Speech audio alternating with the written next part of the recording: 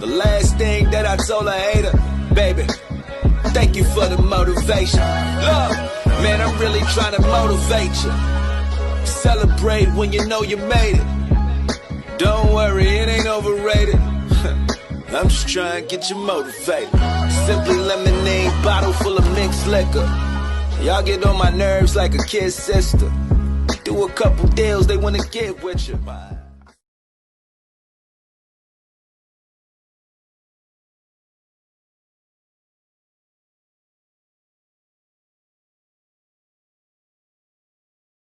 Let's get it.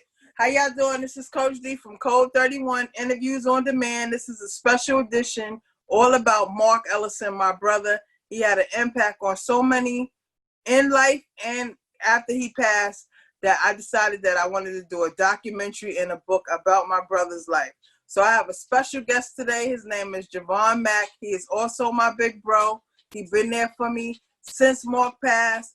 Been one of the realest ones I ever known. So welcome to the show, Jay. How you doing, babe? I'm doing great. And you? I'm awesome. God is good always. You know what I'm saying? So I just want you to just give everybody a synopsis of who you are, you know, and what you've been doing and how Marc impacted your life.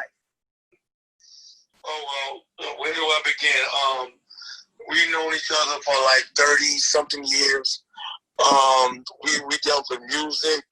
We dealt with, he was an ill DJ besides being a coach and a motivator to young people. I was his right-hand man, and he's also a first assistant coach, and also I was his training dude when we trained a lot of kids for so many years, and a lot of them went on to Division I colleges, boxing, just all over the spectrum. To talk about Marc Ellison is an honor for me because Marc was a very integral part of South Jamaica. Mm-hmm. He was well known in South Jamaica. He was well known all over. He was well known all over the world with him being in the Navy and everything. So he was, he was worldwide. The time that we were away from each other when he came back, and he dedicated his life to boxing and to motivating young people through training and coaching, and ending up having the Great Barn Cougars. Yes. Ended up being the Marc Ellison Cougars. Yes. Later on down the line. And you were part of that history. You know what I'm saying? I tell anybody that the Marc Ellison Cougars was developed by myself and Coach J, because you was there from the beginning to the end, and I love and appreciate you so much for standing by me when a lot of people said that we could not take kids from the neighborhood and build the Marc Ellison Cougars. They told me I couldn't fill my brother's shoes. I couldn't be him. But if he taught me everything I know, I don't understand why I couldn't do it. And we definitely did it, and we shocked the world. And I'm just so proud that you are part of my history for the Marc Ellison Cougars. So go back and talk about when you met Marc, how y'all started with the DJing and the MCing, because it's more than basketball when it comes to Marc. Right. Well, we met, he was DJing at a park jam, and I was like, and he was like the local DJ that was really good. And then I was like a local dude around the area of Springfield Gardens. And I was doing this rap thing. A lot of people was like, you rap? And then I was rapping. He heard me one day. And he was like, oh, man, you really good. And then we introduced ourselves. And then ever since, we were just clicking. I was like on the other side of town, and he was DJing on this side. And he produced and did a lot of DJing for a lot of other MCs in Queens that, some of them didn't give him the recognition he deserved, but that's okay, and I was rhyming. And even as I got older and we were coaching, he was DJing. He was like, oh, yeah, Coach D gonna get on the mic. And I used to get mad as hell because I was like, I ain't doing that rap stuff no more. And he used to be digging me into, oh, we'll get on the mic, we'll get on the mic. It was, they had a homecoming at the Hillcrest, and he was DJing it. And he says, oh, Coach J, you ready to get on the mic? And I'm like, no, I ain't getting on nobody's mic. And he used to make me so mad that he'll start laughing. But then I start laughing. And but we coached a lot of teams. I think we probably won the last Africa Park tournament. We won the 19 and under. Elaborate on that Africa Park tournament when, you know, people try to sabotage y'all and, you know what I'm saying? Like that's the stuff that people don't know. That Marc was so determined to have these kids win, and, you know, and he challenged them and he challenged himself to overcome all the people that try to, you know, knock him down and not give him, you know, like I said, his flowers while he was here. So talk about that Africa Park tournament where y'all had to play in the dark and people had to put their cars on. Because, well, let me get to the story from the beginning. We were looking to put a team together. Marc was the type of dude that he would, you know, if you wanted to play for him, he would take anybody. You know, you didn't have to be that a lot of people like under the radar. Mm-hmm. He could be things, right? And he would see a kid that had potential, and he would snatch them up. And he was like, "Yo, you're gonna come play for me." Mm-hmm. And you know, we developed a lot of kids. One of them was my nephew too, because a lot of people that wasn't looking at him like that. And Marc said, "Yeah, he should play with me. He's one of you. He's one of me." Right. So we put a team together. And we'd have like crazy practices, and I was strength and conditioning them, and Marc was like more hitting them with the plays that he wanted to, you know. And he developed some plays, and I gave it a name later on. He was like, "Well, what we should call it?" Well, I said, "Why don't we call it the Georgetown?" It was a 2-2-1 press, and to this day, I'm getting this memory. I can't be beat with that. I mean, maybe it sounds cocky, but I won a lot of with that defense. And you know, like, it's cocky. I really don't care. Right. But we was putting it together. And we went to the Africa tournament, and we was running right through that tournament. And they tried to jerk us one tournament where it started drizzling a little bit. And they said, "Oh, we're going to finish this next Saturday."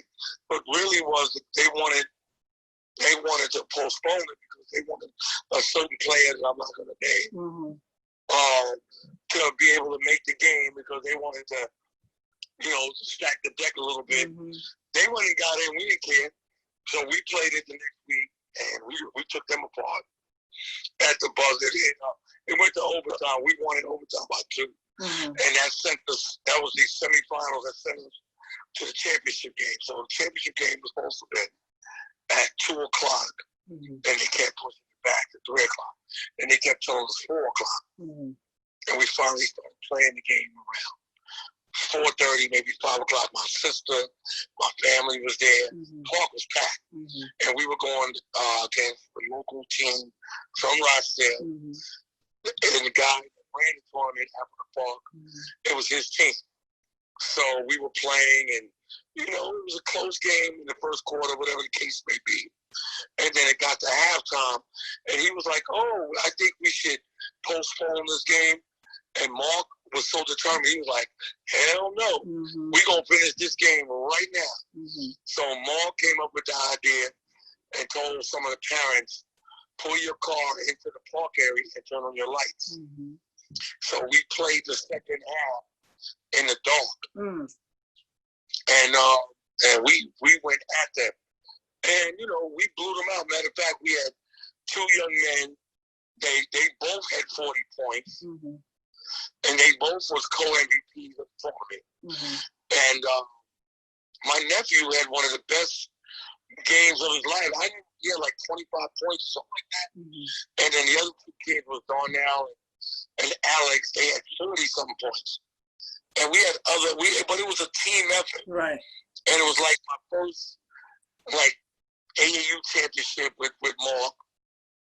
You know what I mean? Marc, like, kind of kissed me on the forehead and slapped me on my backside, talking about, "Yo, kid, we got one. I got one for you. You got a championship with me." And I said, you know, I was more happy with the determination that they were trying to get us to play the game, and they got another week. Marc said, "We are not playing this game. You're not going to postpone this game again."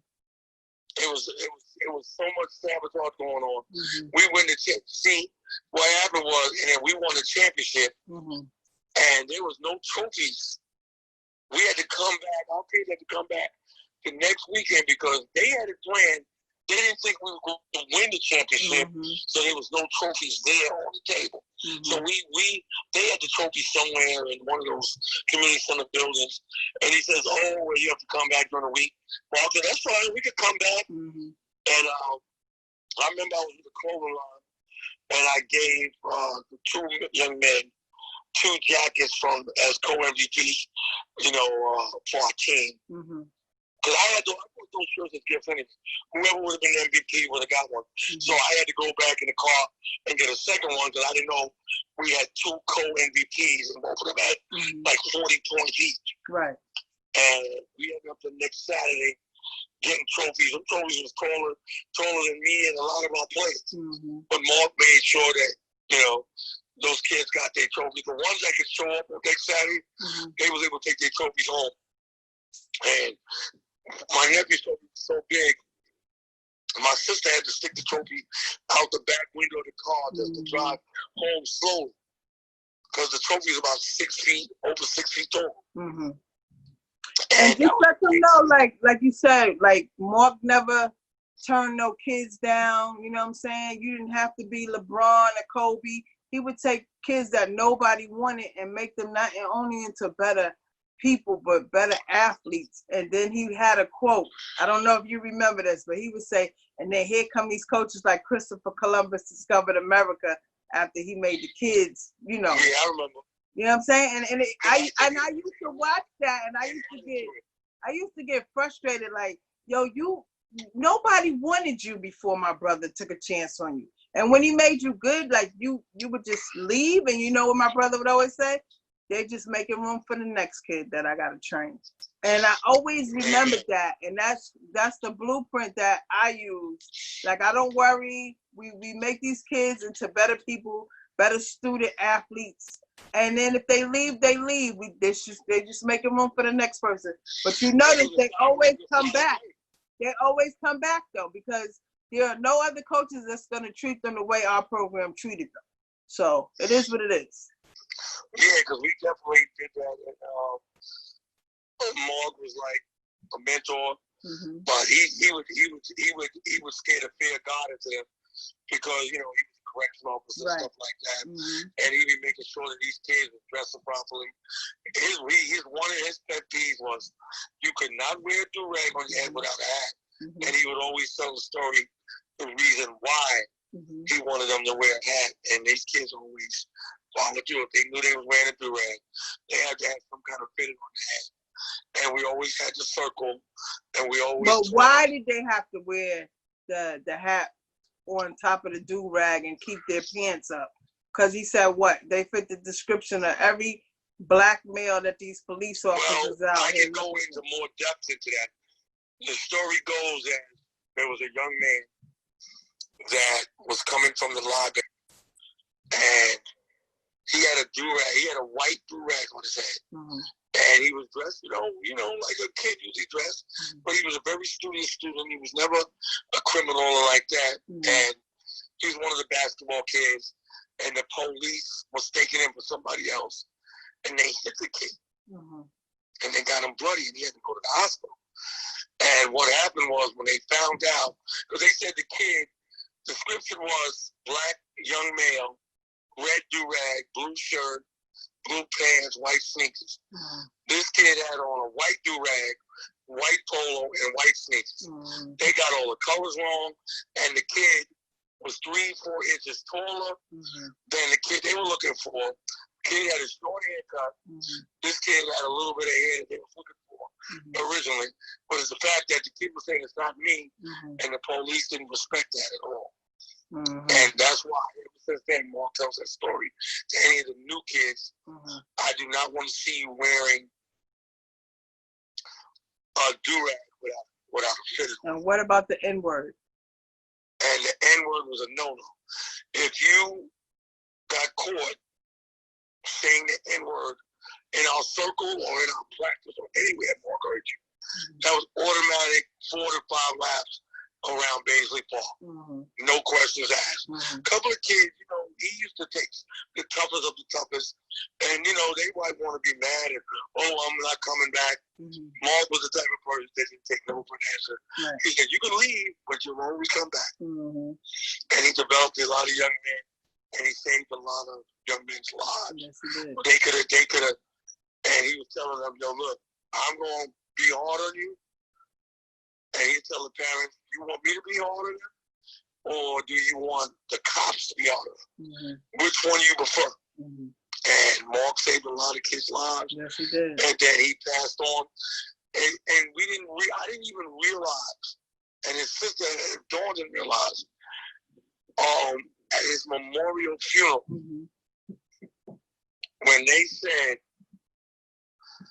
all Mark Ellison kids stand up, it was standing room. Actually, I told everybody to stand up. Cause well, you know, it was really foggy, so Dawn, you know, got up there and said, everybody that played for my brother, or had a relation with my brother, stand up. And there was not a dry eye in the house. Right. And it was people, even the older people, and mom and dad, his mom and dad, could not realize that how many kids, some of them were young people, that stood up, that came out. The church was packed all outside. Yeah, listen to this though.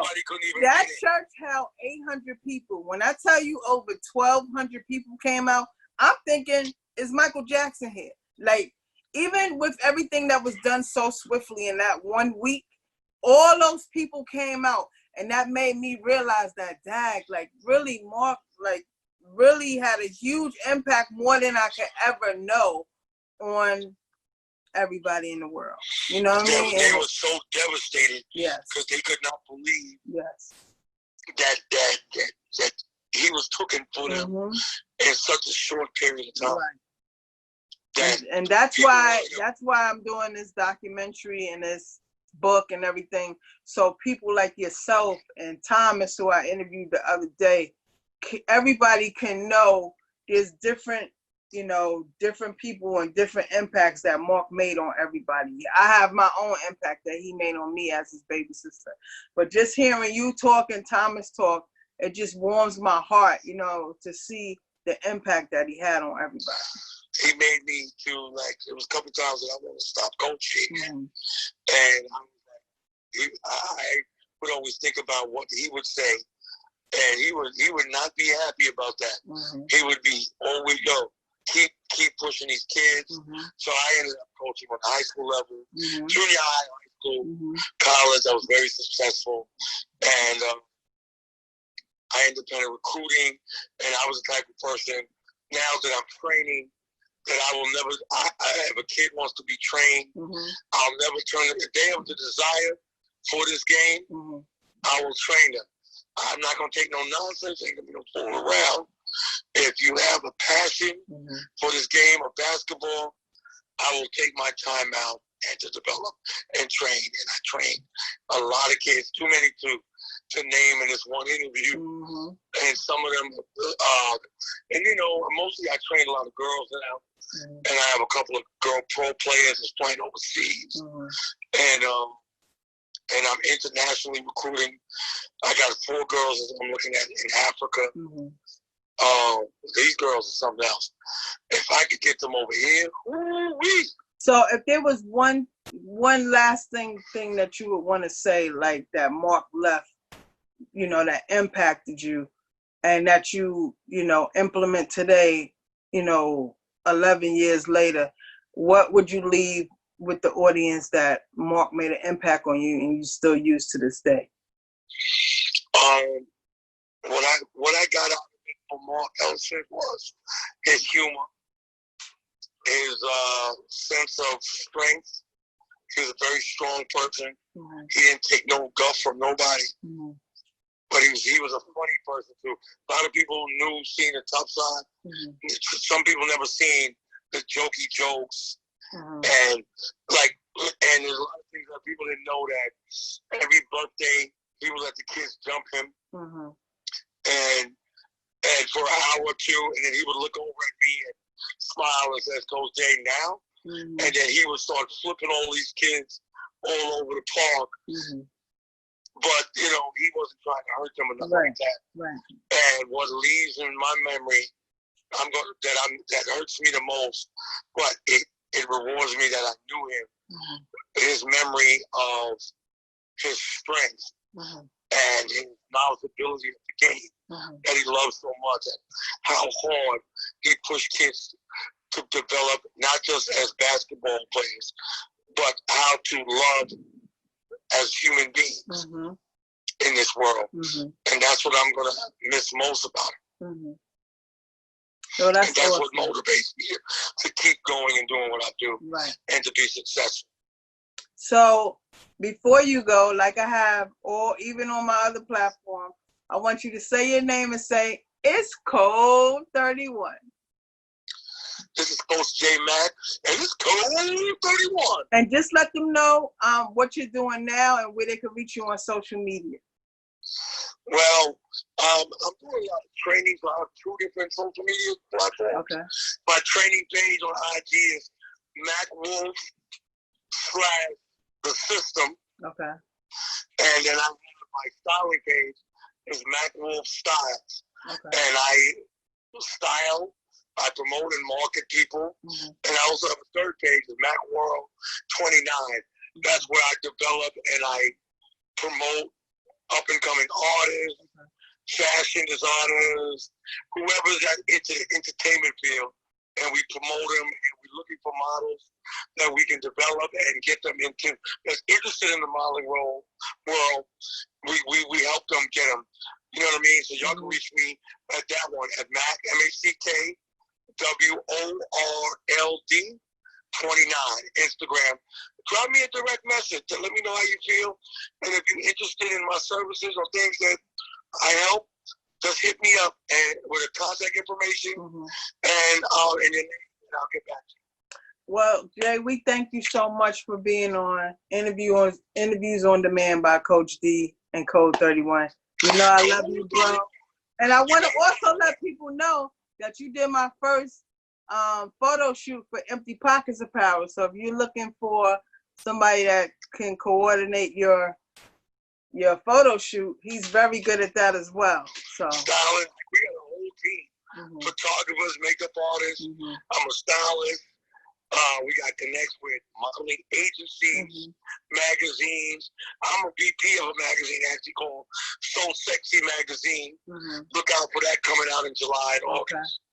All right, guys, so stay tuned. So from So Much More from J Mack, that's the big bro. I appreciate you, bro, for being by my side and always, no problem. there, you know, repping for Marc. I love you. It's out here. You already know. 2020, even though it be in a pandemic, God is good always. He'll always make a way out of no way. We're still working. That's right. The Marc Ellison Cougars lives on, and Greg Vaughn Cougars lives on. Marc, we love you. We miss you. And I'm going to continue these documentaries and these interviews, and his memory will always live on. And next up, we got to get that Baisley Park court renamed for Marc, and I'm working on that. So thank you, Jay, for the interview. We are going. It's Code31. Stay tuned for the next interview. God bless y'all. God bless you.